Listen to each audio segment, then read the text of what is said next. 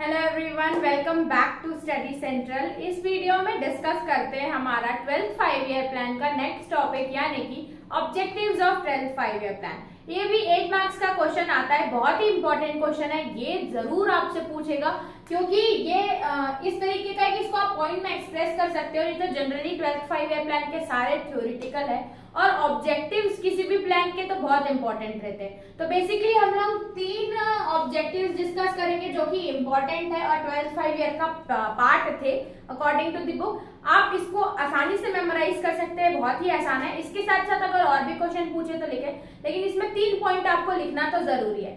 सबसे पहला हमें ये पता है कि जो हमारा 12th 5 ईयर प्लान था वो बहुत इंपॉर्टेंट था, क्योंकि अभी तक 11th 5 ईयर प्लान में जो भी ड्रॉबैक्स थे वो 12th 5 ईयर कवर करता और इसको strong base structure of macro economics भी बोला जाता है। तो हमारा जो विजन्स थे आगे इंडिया की इकोनॉमी को लेके और 12th 5 ईयर प्लान को लेके वो ये फुलफिल करने वाला था। तो आया है कि vision and strategies of 12th 5 year plan, क्या क्या विजन थी और हमारी स्ट्रैटेजीज क्या थी उसको डिस्कस करेंगे। जैसे कि faster, sustainable and inclusive growth. जो हमारी ग्रोथ है वो इंक्लूसिव यानी कि सारे सेक्शन को इंक्लूड करेगी, फास्टर होगी और सस्टेनेबल यानी कि एनवायरमेंटल फ्रेंडली होगी। तो इसी लाइन के जो तीनों टॉपिक है ना वो हमने कवर किए। फास्टर यानी कि रैपिड ग्रोथ, इंक्लूसिव यानी कि सारे सेक्शन को इंक्लूसिवनेस, और सस्टेनेबल यानी कि हमको एनवायरमेंट की सस्टेनेबिलिटी यानी कि कम से कम रिसोर्सेज यूज करने हैं, वो हमें इस पूरे ऑब्जेक्टिव 12th 5 ईयर प्लान को लेना था। तो स्टार्ट करते हैं। सबसे पहला रैपिड ग्रोथ। रैपिड ग्रोथ बहुत जरूरी थी, अब ये हमारा ऑब्जेक्टिव था 12th 5 ईयर प्लान के, क्योंकि इंडियन इकोनॉमी फास्ट तेजी से आगे बढ़ रही थी और 11th 5 ईयर कंप्लीट करने के बाद स्टिल हम लोग स्लो नहीं जा सकते थे। Faster growth was the only agenda at the time of 12th 5 year plan. तो इसमें अगर देखा जाए तो हमें जीडीपी में ग्रोथ रेट फास्टर चाहिए था। क्यों जल्दी चाहिए था जीडीपी में? क्योंकि जीडीपी का अगर ग्रोथ रेट बढ़ेगा यानी कि goods and services, gross domestic product अगर इंक्रीज हो रहा है यानी कि गुड्स एंड सर्विसेज का प्रोडक्शन और कंजप्शन भी बढ़ रहा है, यानी कि ज्यादा से ज्यादा गुड्स मैन्युफैक्चर हो रहे हैं, तो आप समझ जाइए कि एम्प्लॉयमेंट अपॉर्चुनिटीज क्रिएट होगी और इनकम फ्लो भी बढ़ेगा। इसके साथ साथ अब जीडीपी ग्रोथ कर रही है यानी कि आपकी इंडस्ट्रीज भी बढ़ेंगी क्योंकि गुड्स एंड सर्विसेज ज्यादा मैन्युफैक्चर हो रहे हैं। इसके साथ साथ रेवेन्यू भी सबके इंक्रीज होंगे, ज्यादा रेवेन्यू इंक्रीज हो रहा है यानी कि हम अदर सेक्शन में भी सेक्टर्स ऑफ सोसाइटी में भी इन्वेस्ट कर सकते हैं। इसीलिए रैपिड ग्रोथ हमें जीडीपी में चाहिए था जो बाकी सेक्टर को भी कंट्रीब्यूट करे। तो लिखा है objective of development is based on improvement in economic and social condition. अब हमें ये पता है कि अगर हमें इकोनॉमी में इंप्रूवमेंट लाना है तो सोशल और इकोनॉमिक कंडीशन को सुधारना पड़ेगा। इकोनॉमी यानी कि पैसे से लेके, सोशल यानी कि हेल्थ और एजुकेशन ले लो, तो ये दोनों अगर अच्छे से काम करें तो इकोनॉमी ग्रोथ करेगी। तो अब देखिए rapid growth of GDP produces large expansion on total income. अब फायदे क्या है रैपिड ग्रोथ के, क्यों हमने इसको ऑब्जेक्टिव में लिया था? तो ये देखिए कि रैपिड ग्रोथ जो है वो लार्ज टोटल इनकम को बहुत ज्यादा इंक्रीज कर देती है।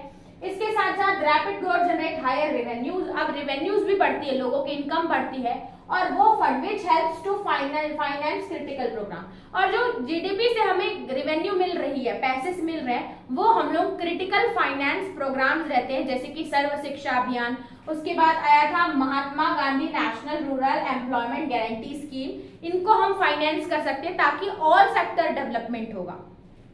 फिर फोकस ऑन, और इस 5 ईयर इस जो प्लान था ना इसमें हमने प्रोडक्टिविटी पे ज्यादा फोकस किया था कि एक पर्सन कितना ज्यादा मैन्युफैक्चर कर पा रहा है, क्या उसकी प्रोडक्टिविटी, क्योंकि टाइम तो हम बहुत दे चुके थे, अब टाइम कम लेना है और हम लोग को रिजल्ट ज्यादा दिए।